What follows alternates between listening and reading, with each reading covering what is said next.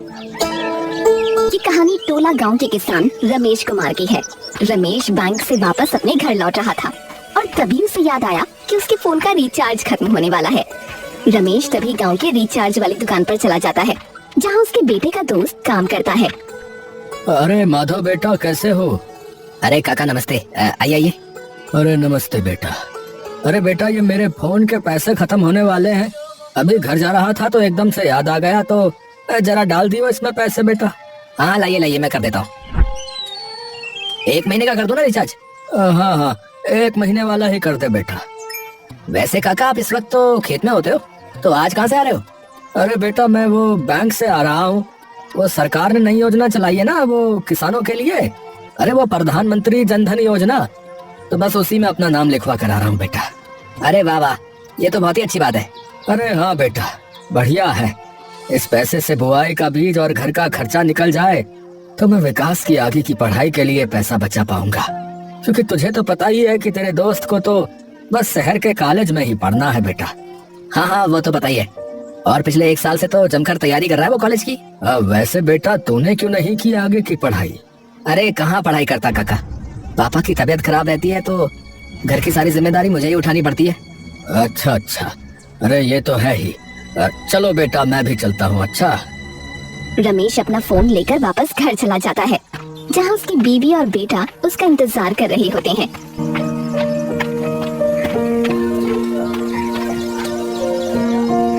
आ गए पापा? लिखवा है ना? हाँ हाँ भाई, लिखवा आया। अरे वाह विक्कू, अब तो तेरे कॉलेज के लिए पैसे हो ही जाएंगे। हाँ। अरे पर उससे पहले पेपर तो दे कॉलेज का। पहले तेरा नाम आएगा, उसके बाद फीस देनी होगी। अरे उसकी चिंता मत करो पापा, मैंने इतनी अच्छी से पढ़ाई की हुई है कि नाम तो आ ही जाएगा। चलो फिर ठीक है। कुछ दिनों बाद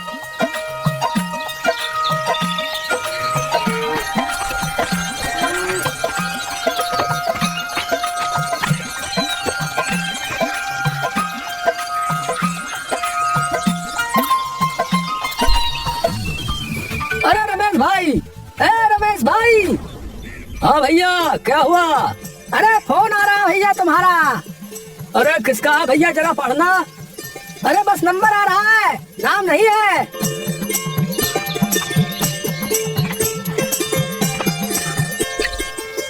हेलो हेलो। हेलो, क्या मेरी बात रमेश कुमार जी से हो रही है? जी हाँ, मैं ही बात कर रहा हूँ, बताइए। जी देखिए, मैं जिला कृषि विभाग से बात कर रहा हूँ। क्या आपने प्रधानमंत्री जन धन योजना के लिए अपना नाम लिखवाया था? जी हाँ, लिखवाया था जी। पर हुआ क्या? घबराइए मत, बस एक छोटा सा वेरिफिकेशन करना है। आपके मोबाइल पर अभी एक नंबर आएगा, वो मुझे पढ़कर बता दीजिए।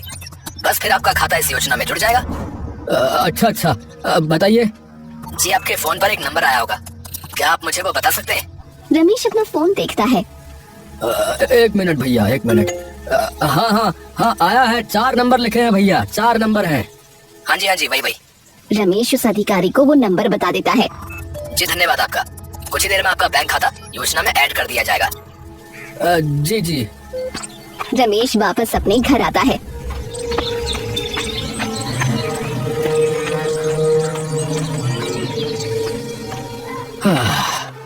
अरे जरा पानी लाना, 1 गिलास।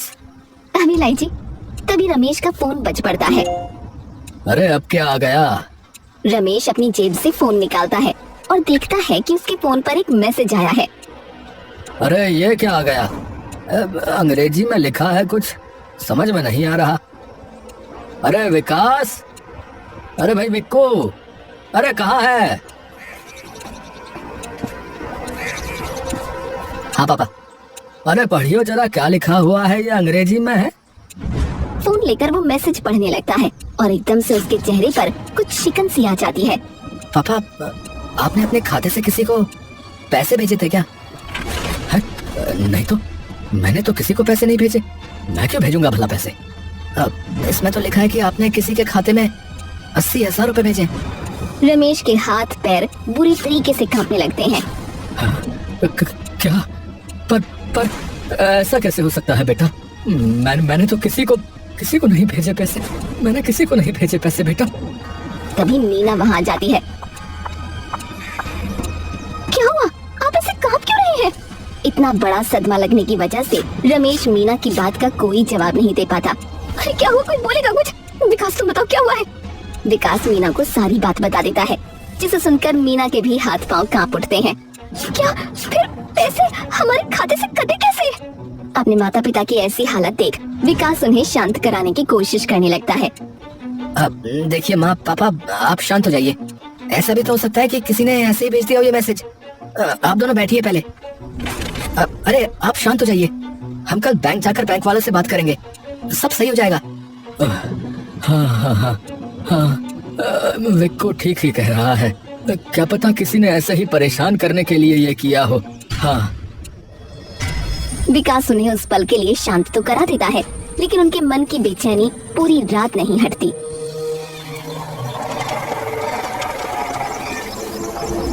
और अगली सुबह होते ही विकास और रमेश तुरंत बैंक चले जाते हैं।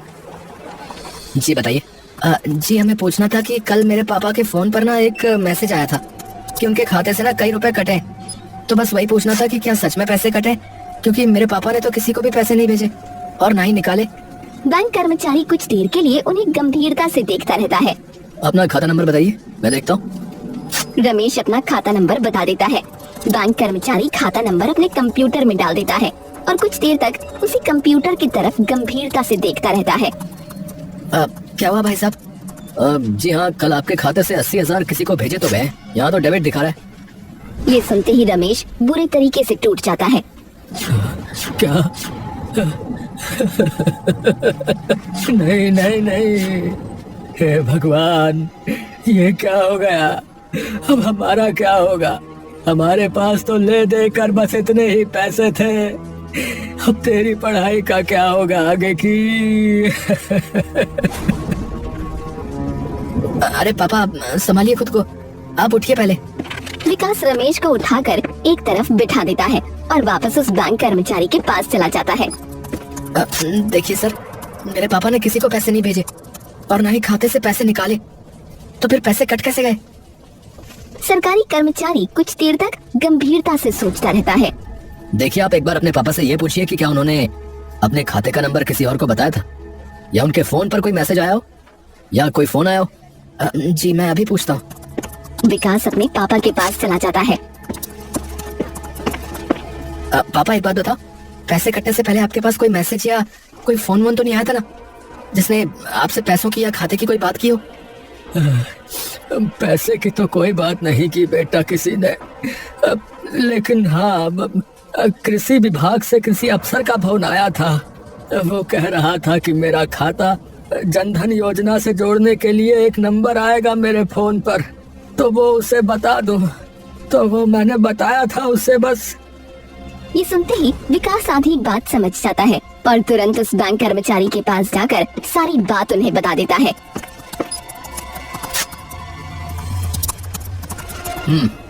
किसी ने इनके साथ ना स्कैम कर दिया है। आजकल देश भर में ये किसानों के साथ बहुत हो रहा है।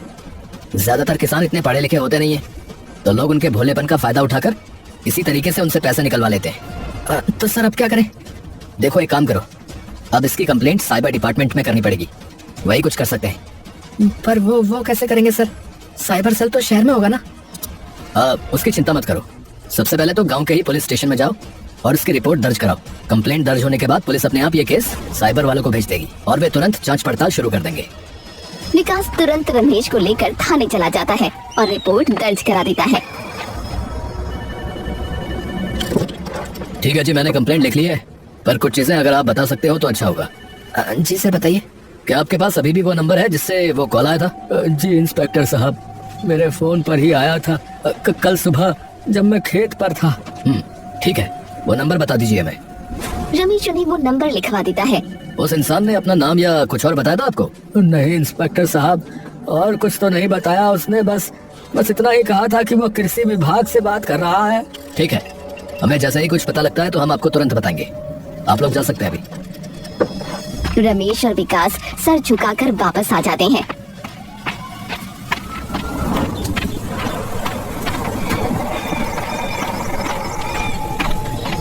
और जैसे ही मीना को सारी बात पता चलती है, वो भी फूट फूट कर रोने लग जाती है। न जाने किसकी नजर लग गई एकदम से हमें। गरीब इंसान का हर कोई फायदा उठाता है। चिंता मत करो माँ, पुलिस अपनी पूरी कोशिश कर रही है गुनहगार को पकड़ने की। कुछ ना कुछ जरूर पता लग जाएगा।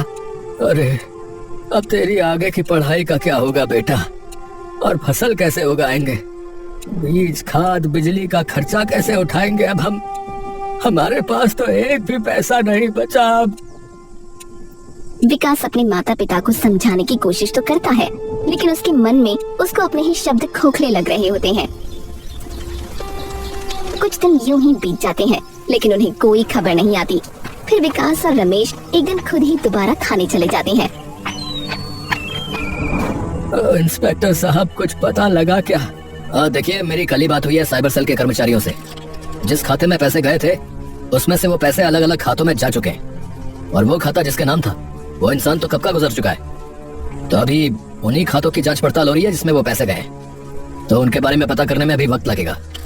हमें माफ करिए। ये सुनते ही रमेश एकदम बिखर जाता है और बिना कुछ कहे बाहर चला जाता है। विकास भी उसके पीछे पीछे आ जाता है। पापा, भगवान पर भरोसा रखिए, सब सही होगा। विकास उसे घर ले जाता है और वापस बाहर जाने लगता है। तू कहाँ जा रहा है बेटा? चिंता मत करो माँ, मैं कुछ देर में वापस आ जाऊंगा। विकास बाहर निकल जाता है। उसके मन में गुस्सा और आक्रोश भरा होता है। पुलिस कुछ करे या ना करे, लेकिन मैं पता लगा कर रहूंगा कि ये किसने किया है। पर अब करूं क्या? हाँ, एक काम करता हूँ, बैंक में जाकर उस खाते के बारे में पूछता हूँ कि वो खाता आखिर था किसका और कहाँ खुलवाया गया था। शायद कुछ पता लग जाए। विकास सीधा बैंक चला जाता है। अरे साहब, मेरे खाते में से किसी ने 60,000 रुपया निकाल लिया है। अरे राधे चाचा, क्या हुआ? अरे विकास बेटा, अरे मैं तो बर्बाद हो गया। अभी थोड़ी देर पहले ही मेरे बैंक खाते से किसी ने 60,000 रुपया निकाल लिया है बेटा। मुझे तो समझ नहीं आता कि मैं क्या करूं। 1 महीने के बाद बेटी का ब्याह है, कहाँ से लेकर आऊंगा इतने पैसे? क्या आपके पास भी कोई फोन वोन आया था क्या? हाँ, वो कृषि विभाग से फोन आया था मेरे पास। कह रहे थे कि मेरी फसलों का बीमा करवाने के लिए वो नंबर चाहिए, ताकि अगर मेरी फसल बर्बाद भी हो जाए तो उसका मुआवजा मुझे मिल जाएगा। तो मैंने बता दिया साहब, मेरे फोन पर एक नंबर आया हुआ था। आप सही कह रहे हैं। इनके साथ भी वही हुआ है जो तुम्हारे पापा के साथ हुआ है। क्या हुआ है? क्या हुआ है ऐसा? बैंक कर्मचारी राधे को सारी बात बता देता है। ये सुनकर राधे सदमे में आ जाता है। चाचा, बिल्कुल चिंता मत करो, मैं आपके पैसे वापस लेकर आऊंगा। अरे पर कैसे? क्या आप मुझे उन लोगों की लिस्ट दे सकते हैं जिनके साथ अब तक ये चीज हो चुकी है इस गांव में? नहीं, माफ कीजिएगा, मैं वो नहीं दे सकता। ये बैंक के नियमों के खिलाफ है। हम कस्टमर की निजी जानकारी नहीं दे सकते किसी को भी। देखिए, आप मेरी बात समझिए। अगर हमारे पैसे नहीं मिले तो हमारा बहुत नुकसान हो जाएगा। मैं अपनी पढ़ाई नहीं कर पाऊंगा, ये अपनी बेटी का ब्याह नहीं करवा पाएंगे, और न जाने कितने लोगों का और भी नुकसान हो रहा होगा। आप बस एक बार मुझे उन सब का नाम दे दीजिए और मैं किसी न किसी तरह से पता लगा लूंगा कि ये सब कौन कर रहा है। बैंक कर्मचारी कुछ देर सोचता रहता है। ठीक है, मैं दे दूंगा, लेकिन किसी को ये मत बताना कि मैंने आपकी सहायता की है, वरना मेरी नौकरी चली जाएगी। आप बिल्कुल चिंता मत कीजिए। बैंक कर्मचारी विकास को वो लिस्ट दे देता है। विकास के घर पर 5-6 किसान बैठे हुए हैं। रमेश और मीना भी वहीं बैठे हैं और विकास सबके सामने खड़ा है। देखिए, मुझे लगभग सारी बात पता है कि आप लोगों के साथ क्या हुआ है। बिना आपकी मर्जी के आपके हाथों में से पैसे निकाल लिए गए, तो मैंने इसी वजह से आप सभी लोगों को यहाँ इकट्ठा किया है ताकि हम इस समस्या का हल निकाल सकें। पर करेंगे क्या बेटा? सबसे पहले आप लोग ये बताइए कि क्या आपसे किसी ने कोई नंबर मांगा था, और अगर मांगा था तो क्या कहकर मांगा था? अरे भाई, मैंने ट्रैक्टर खरीदने के लिए सरकार की जो वो सब्सिडी वाली योजना नहीं होती है, उसमें आवेदन किया था। तो एक आदमी का फोन आया था। अब वो कहने लगा कि कृषि दफ्तर से बोल रहा हूँ और तुम्हारे आवेदन की जांच चल रही है। बोला कि बस आखिरी वेरिफिकेशन बाकी है और अभी तुम्हारे फोन पर एक नंबर आएगा, तो वो नंबर मैं बता दूंगा तो जांच पूरी हो जाएगी। और मेरे साथ तो पता ही है बेटा तुझे कि क्या हुआ। विकास कुछ देर तक बिल्कुल शांत हो जाता है। क्या हुआ बेटा? पापा, सबके साथ लगभग एक ही तरीके से स्कैम हुआ है। सबसे पहले तो जिन लोगों ने सरकार की किसी योजना के लिए अप्लाई किया था उन्हीं के साथ ये हुआ है, और वो भी ऐसे लोग जो अधिक पढ़े लिखे नहीं है और जिन्हें पैसों की बहुत जरूरत है, जैसे कि हम। बात तो बेटुआ तो एकदम ठीक कह रहा है। जिस आदमी का फोन आया, क्या उसको आपका नाम पता था? सब हाँ में सिर हिला देते हैं। मतलब उसे आपका नाम भी पता था, और ये भी कि आपने कौन सी योजना के लिए आवेदन किया है। तो ये इंसान कोई जान पहचान का ही हो सकता है। तो कहीं बैंक कर्मचारी ने ही तो ये सब नहीं करवाया? नहीं पापा, उसने नहीं करवाया, क्योंकि यहाँ बैठे 2 किसानों के खाते दूसरे बैंक में हैं। आपके परिवार के अलावा आपने ये बात और किसको बताई थी? तुम्हारे अलावा तो किसी को नहीं पता बेटवा। हाँ भैया, मेरी जोरू को ही पता है बस। मैंने भी अपने परिवार के अलावा किसी को नहीं बताया। मैंने भी नहीं, और मैंने भी नहीं बताया किसी को। एक बार ध्यान से सोचिए। अरे हाँ विक्कू, वो फोन में पैसे डालता है ना माधव, तेरा दोस्त, उसके सामने एक बार जिक्र किया था मैंने। हाँ, उसे तो मैंने भी बताया था जब मैं अपने फोन में पैसे डलवाने गया था। कौन? वो माधव? अरे हाँ, अरे उसे तो मैंने भी बताया था। अरे मैंने भी।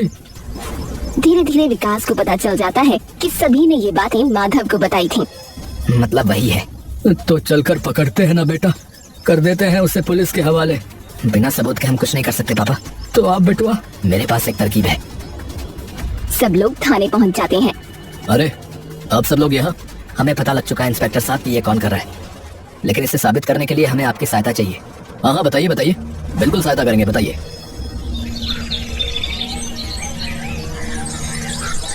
माधव आराम से अपनी दुकान पर बैठा होता है। तभी गांव का एक किसान गुड्डू वहां आता है। हाँ भाई बताओ। अरे भाई, ये फोन में रिचार्ज करवाना है। हाँ ठीक है, बताओ कितने का करना है और नंबर बताओ। गुड्डू उसे सारी चीज बता देता है। भाई वैसे एक बात बताओ, अगर आपको पता हो तो। हाँ पूछो भाई पूछो।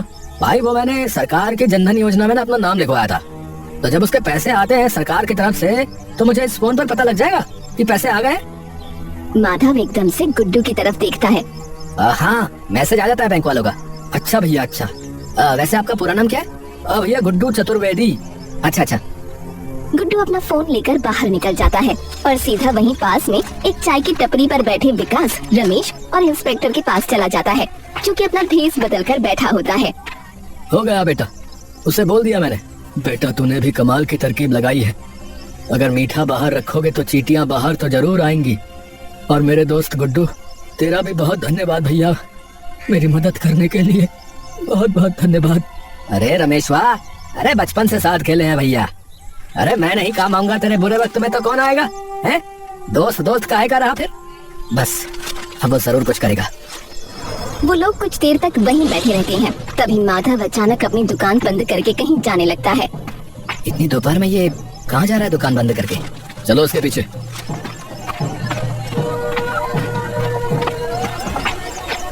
वो सब लोग माधव का पीछा करने लगते हैं।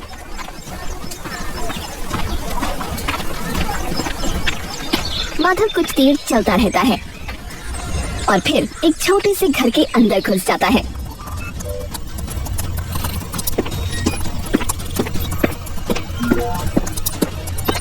अबे ओए, एक और मछली फंस गई आज जाल में। नाम है गुड्डू चतुर्वेदी, जनधन योजना के लिए नाम लिखवा है। हाँ बता नंबर उसका, बता, मैं भेजता हूँ उसे ओटीपी तब तक। माधव तुरंत गुड्डू को फोन लगा देता है।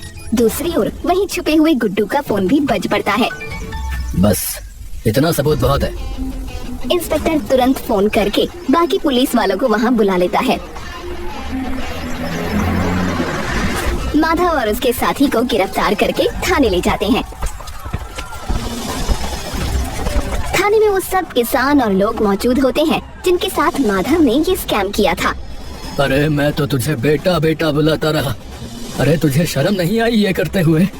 ऊपर से भोला बनकर दिखाता था कि मेरे पापा बीमार हैं, इसलिए घर की जिम्मेदारी मेरे ऊपर है। गलती हो गई, माफ कर दीजिए, गलती हो गई। ए लड़के, इस गलती की माफी नहीं मिलती, सजा मिलती है, समझे? पर इंस्पेक्टर साहब, हमारे पैसों का क्या होगा?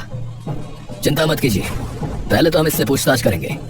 अगर इसके पास अभी भी पैसे होंगे तो यहीं से आप सभी के खातों में वापस भेज दिए जाएंगे, और अगर नहीं हुए तो बैंक से बात करके भी आपके पैसे आपको दिलवा दिए जाएंगे। ये सुनते ही सब लोगों के दिल में थोड़ी ठंडक पड़ जाती है। कुछ दिनों में उनके पैसे वापस उनके खातों में आ जाते हैं। और दूसरी ओर माधव और उसके दोस्त को इस धोखाधड़ी के लिए 7 साल की जेल हो जाती है।